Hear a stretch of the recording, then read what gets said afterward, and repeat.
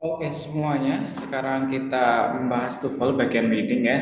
Kita mulai dari TOEFL skill reading bagian satu, 2, dan 3. Jadi secara garis besar, saya cuma mau ngasih contoh gimana cara mengerjakannya saja. Tips-tipsnya apa, biar nanti ketika mengerjakan skill satu, 2, dan 3, teman-teman tuh bisa mengerjakan secara mudah tanpa harus membaca keseluruhan teks, biar waktunya juga lebih lebih optimal gitu. Nah, kalau kita bahas soal skill satunya, ini teman-teman bisa sambil ngecek di buku untuk bagian reading skill satu dulu. Kita bahas skill satu. Skill satu teks yang pertama. Teks yang pertama itu diperuntukkan untuk nomor satu dan 2. Nah, ada berbagai macam cara untuk misalkan teman-teman mau jawab. Ada yang harus baca teksnya dulu, ada yang masuk ke pertanyaannya dulu, ada yang harus dilihat satu-satu kata kuncinya, ada yang seperti itu. Nah, mungkin ada yang kesulitan karena baru pertama kali belajar TOEFL, terutama bagian reading. Nah, oleh karenanya saya coba ngasih cara paling mudah. Cara paling mudahnya adalah kita lihat jenis pertanyaannya dulu. Pertanyaannya ini apa nih? Kalau di skill satu, pertanyaan yang muncul itu adalah tentang di sini kita bisa lihat ada best describe. Di situ ada best describe ya. Ada best describe the topic. Saya underline best describe the topic. Kalau pertanyaannya adalah the topic, kemudian the best title, atau misalkan pertanyaannya kalau di soal nomor yang lainnya itu ada di sini ada the subject, main idea, kemudian ada mainly discuss, ada best title. Itu semua jenis pertanyaan itu kurang lebih cara menjawabnya sama. Jadi mau best topic, best title, main idea, mainly discuss, the subject, maka cara menjawabnya itu sama. Caranya gimana? Caranya adalah kita harus mencari jawabannya di kalimat pertama di paragraf tersebut. Dan ingat, kalimat pertama itu selalu berakhiran dengan titik. Kalau belum titik, dia belum satu kalimat. Titiknya itu titik akhir kalimat ya, bukan titik singkatan kayak ini, bukan singkatan kayak ini, tapi benar-benar titik. Dan di situ mau berapa banyak koma, ada 5 koma, 10 koma, 100 koma, kalau belum titik berarti itu belum satu kalimat. Karena patokan kita adalah satu kalimat. Nah, kalau kita cermati, kalimat yang bisa kita temukan di sini adalah ini nih, dari kata Fort Knox sampai kata gold deposits. Berarti satu kalimat ini. Nah, ketika pertanyaannya adalah topik, kemudian ada title di sini seperti yang nomor 2, maka sisanya kita tidak perlu membacanya. Sorry, sisanya khusus pertanyaan ini ya. Khusus pertanyaan ini kita nggak perlu baca sisanya. Cukup cari jawabannya di kalimat pertamanya aja. Jadi yang sisa-sisanya nggak perlu dibaca. Nah, cara menjawabnya adalah kita cermati dulu isi dari teks tersebut apa.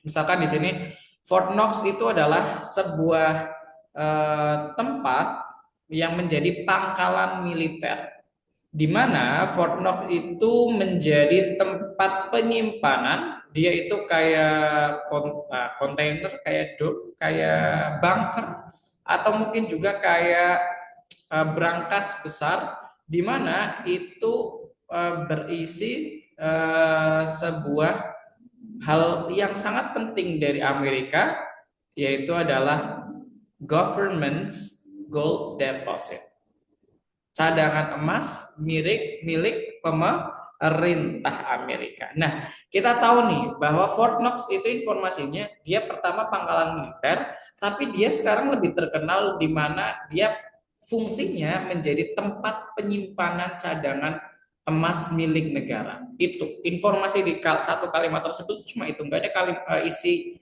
pembahasan lainnya. Maka kita simpulkan isi dari satu kalimat pertama tersebut, kemudian pilih jawaban yang isinya sesuai. Kalau kita cermati di pilihan nomor 1 A, B, C, D yang isinya membahas Fort Knox itu adalah tempat penyimpanan cadangan emas milik pemerintah. Maka jawabannya adalah yang pasti yang B. Tidak mungkin yang A. Karena B itu satu-satunya yang menjawab federal di sini menggantikan kata government, gold depository, tempat penyimpanan emas milik pemerintah. Nah, kan kita sudah tahu ya, kalau Fort Knox itu tempat penyimpanan emas milik pemerintah. Nomor dua juga sama. Kita cari jawabannya yang dia itu apa namanya isinya sama. Dia membahas tentang Fort Knox sebagai tempat penyimpanan cadangan emas milik negara. Maka jawabannya adalah yang C, di mana Amerika menyimpan emasnya. Kita nggak bahas tentang Kentucky, nggak bahas kunjungan ke Kentucky, nggak bahas. Kita nggak bahas keamanan dari Fort Knox, nggak bahas. Kita nggak bahas tentang apa namanya berangkas besar dari semen, nggak bahas itu. Tapi kita bahasnya ada tempat penyimpanan emas milik pemerintah di Fort Knox, Kentucky. Itu aja. Nah, cara menjawab untuk pertanyaan-pertanyaan selanjutnya, saya bersihkan dulu coretannya. Untuk menjawab pertanyaan-pertanyaan selanjutnya yang ada di slide ini, nomor 3, nomor 4, nomor 5, kemudian sampai nomor 9, caranya sama.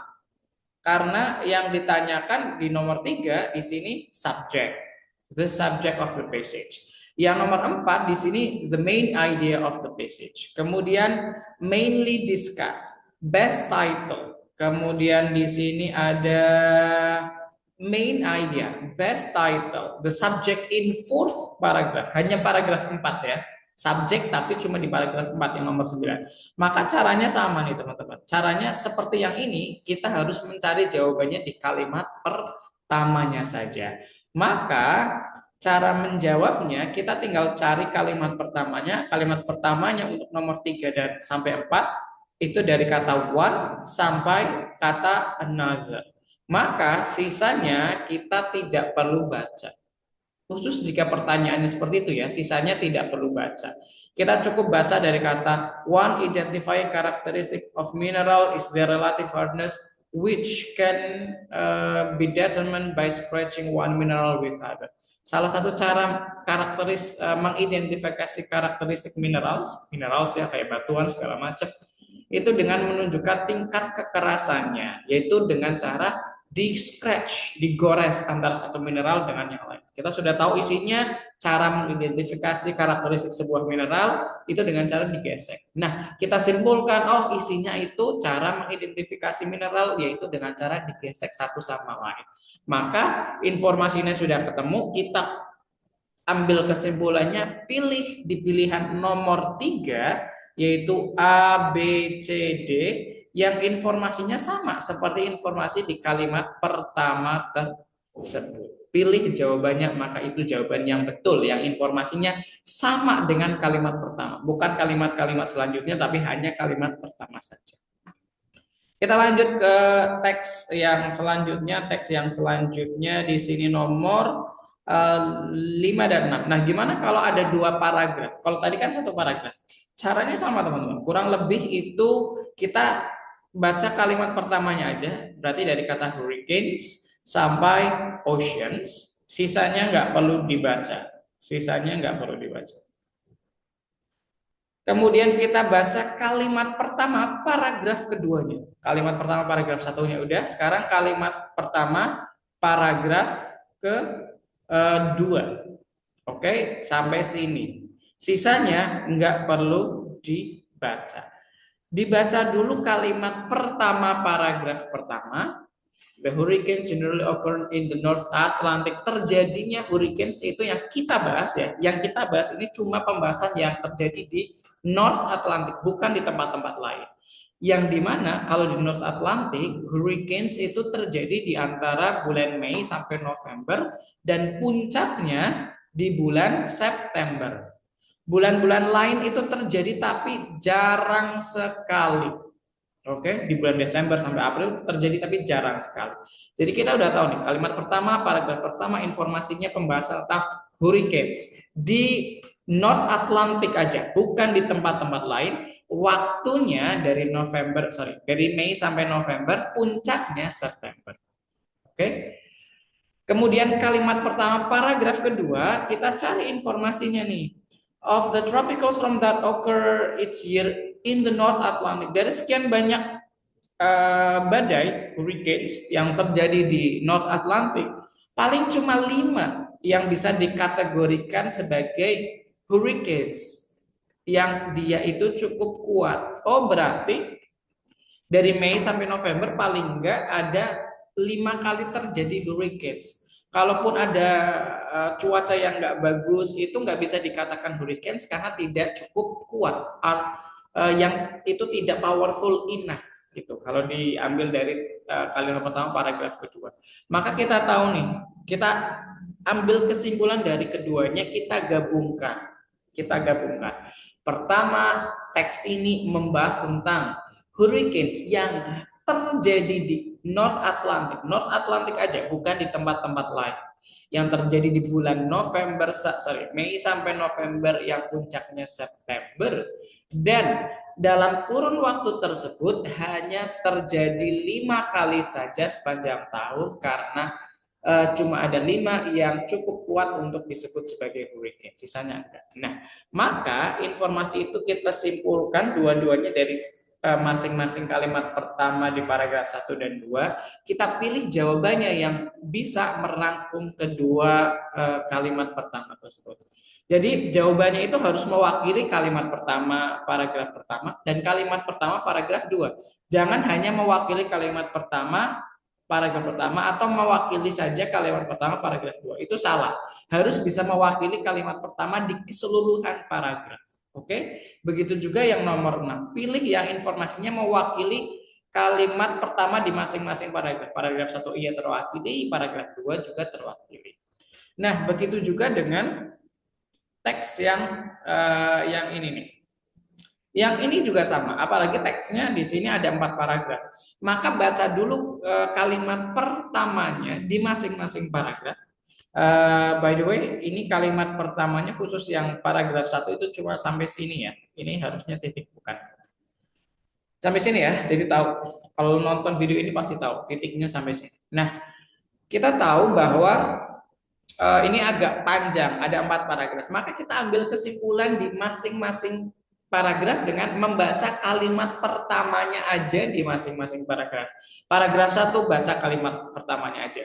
Paragraf 2 baca kalimat pertamanya aja. Paragraf 3 juga sama, baca kalimat pertamanya aja. Paragraf 4 baca kalimat pertamanya aja. Kemudian seluruh kalimat pertama masing-masing paragraf kita simpulkan. Baru itu jawabannya. Kalau kita bisa lihat di nomor ke-7 itu cara menjawabnya harus baca keseluruhan kalimat pertama di masing-masing paragraf. Nomor 8 juga iya. Yang beda adalah nomor 9 karena yang ditanyakan itu hanya paragraf 4-nya aja. Cukup baca kalimat pertama, paragraf 4 langsung ketemu jawaban untuk nomor 9. Seperti itu teman-teman. Nah, lanjut ke skill yang kedua. Skill yang kedua juga kurang lebih sama nih sebenarnya. Bedanya apa? Bedanya adalah kalau tadi kita ambil kesimpulan, kalau di skill kedua ini kita sinkronkan. Apakah ada hubungan antara kalimat pertama, paragraf kedua, 1, 2, dan 3. Jadi cara menjawabnya itu sebenarnya kurang lebih sama. Kalau misalkan pertanyaannya ada kata organize, kemudian di sini what if, ini hanya paragraf ketiga aja ya. Terus ada kata included in the first paragraph. Di sini ada third paragraph differ from the second paragraph kayak gitu atau organize kayak gitu. Itu ada hubungannya di mana pembahasannya adalah kita mencoba mensinkronkan informasi di paragraf 2 dan 3 biasanya ya. Apakah itu pembahasan yang bertolak belakang antara paragraf 2 dan 3 atau sesuatu yang sama, fakta-fakta yang sama yang kita gabungkan, atau itu dua fakta yang saling berbeda tapi saling melengkapi. Kita ambil contoh di sini kalimat pertama di paragraf pertamanya itu dari kata konflik sampai dengan kata undesirable. Conflict within organization is not always viewed as undesirable. Konflik dalam sebuah organisasi itu tidak serta-merta selalu dianggap sebagai hal yang tidak diinginkan. Oh, berarti ada hal yang diinginkan juga. Kalau kita lihat di paragraf kedua di sini, sampai sini ya, kalimat pertama paragraf kedua, kalimat pertama paragraf ketiga sampai sini. Kita bisa melihat, according to traditional view of conflict, berdasarkan sudut pandang tradisional, konflik itu berbahaya untuk organisasi. Titik sampai situ. Oh, berarti kita ambil kesimpulan. Paragraf pertama menyebutkan kalimat pertamanya bahwa konflik itu tidak serta-merta dilihat sebagai sesuatu yang tidak diinginkan. Berarti ada yang tidak diinginkan dan ada yang diinginkan. Untuk paragraf keduanya, kalimat pertamanya menyebutkan konflik itu harmful, membawa sesuatu yang negatif, berdampak negatif, merusak, menghancurkan. Intinya dampaknya negatif. Kalau yang paragraf 3 kalimat pertamanya, the interactionist view of conflicts on the other hand, sebaliknya melihat konflik itu bisa causing positive changes to occur, bisa memberikan dampak positif bagi organisasi. Berarti kita melihat dua sudut pandang yang berbeda. Maka kita ambil kesimpulan nih, oh pembahasan ini pembahasan tentang sudut pandang konflik, dua sudut pandang konflik yang berbeda, di mana paragraf 2 meng-highlight pembahasan tentang konflik yang negatif. Paragraf 3-nya meng-highlight pembahasan konflik yang berdampak positif. Maka kita gabungkan di sini membahas dua sudut pandang konflik yang saling bertolak belakang. Maka kita pilih nomor 1, mana nih informasinya, kita sinkronkan nih. Informasi konflik yang saling bertolak belakang antara satu positif dan satu negatif. Maka kita pilih yang B. Contrasting view. Sudut pandang yang saling bertolak belakang terhadap konflik are presented, dipaparkan di situ. Kita nggak bahas tentang asal muasal tentang konflik, kita nggak bahas two theories, dua orang teoritis atau pakar yang membahas konflik, nggak ada pakar di situ nggak disebutkan, atau contoh dari konflik nggak disebutkan. Tapi antara satu paragraf satu dengan yang lain membahas tentang contrasting view tentang konflik. Informasi yang selanjutnya kita bahas paragraf 3. Tapi ingat, kalau jenis pertanyaannya seperti ini, paragraf 3 harus masih ada hubungannya dengan paragraf 2. Mungkin kita bisa melihat jawabannya, oh kayaknya yang C nih.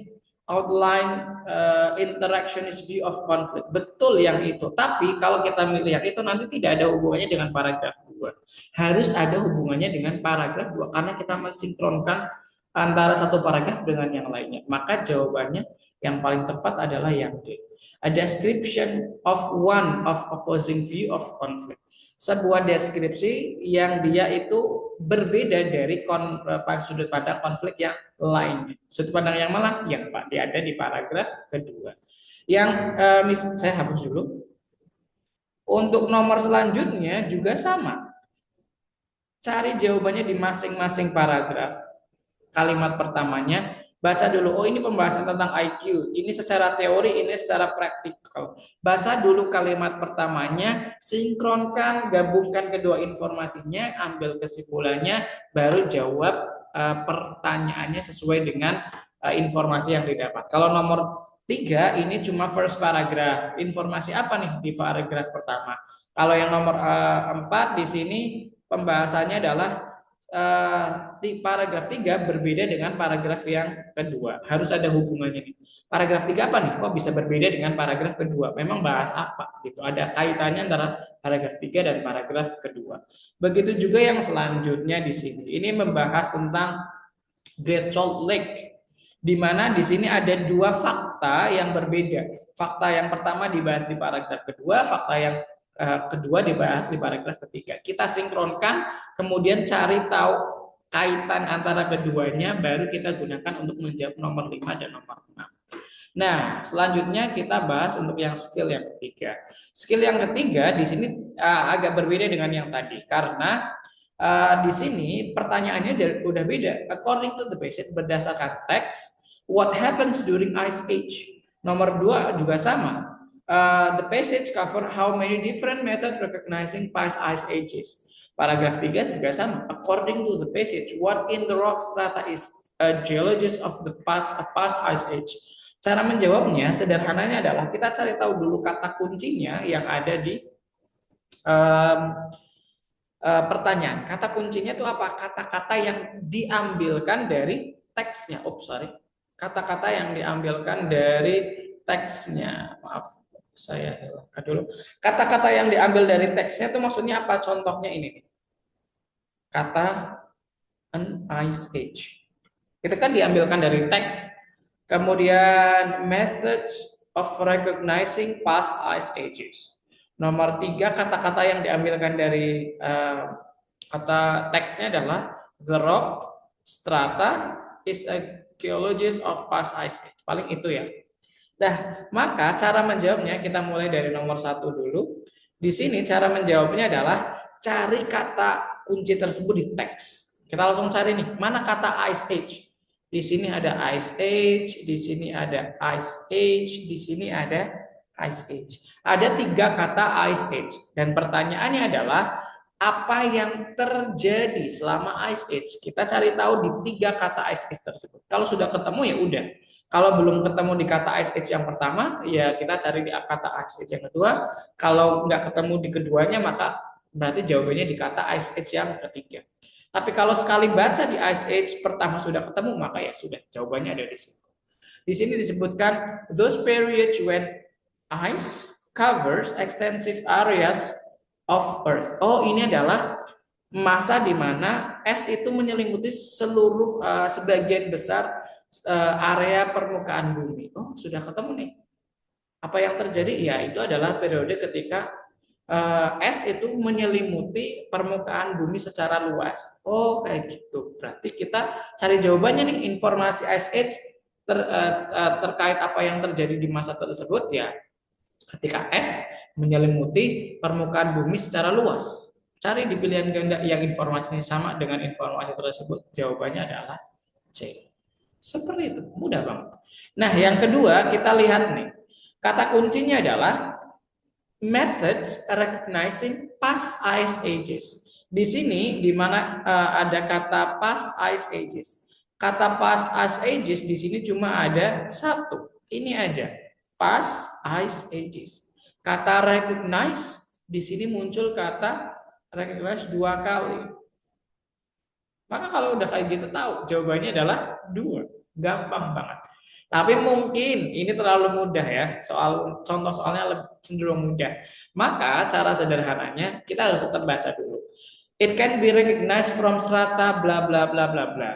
Kemudian yang selanjutnya, ice ages can also be recognized from land formation that have been produced from bla bla bla bla bla.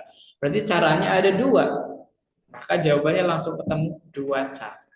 Yang selanjutnya di sini saya coba hapus dulu.